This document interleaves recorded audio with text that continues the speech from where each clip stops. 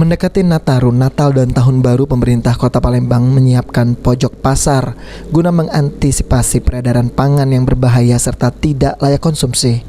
Wakil Wali Kota Palembang, Fitriyanti Agustinda, menyampaikan untuk mencapai target pangan aman dan jauh dari kandungan zat-zat berbahaya, selain rutin menggelar sidak setiap minggu, penyediaan pojok pasar juga kembali dimaksimalkan pada sejumlah pasar tradisional, di mana dengan memanfaatkan pojok pasar masyarakat dapat memeriksa kandungan dan kualitas dari bahan pangan yang dibeli tanpa dipungut biaya.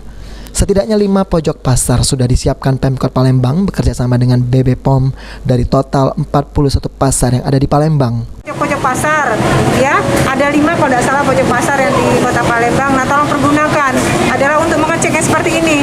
Jangan sampai ada makanan-makanan yang lewat dari pemeriksaan sehingga mengandung hal-hal yang berbahaya atau zat-zat yang berbahaya. Beberapa pasar yang sudah memiliki layanan pojok pasar di Palembang yakni Pasar Kilometer 5, Pasar Bukit Kecil, Pasar 9-10 Ulu, Pasar Lemabang, dan Pasar Sekip Ujung. Sandi Pratama, PAL TV.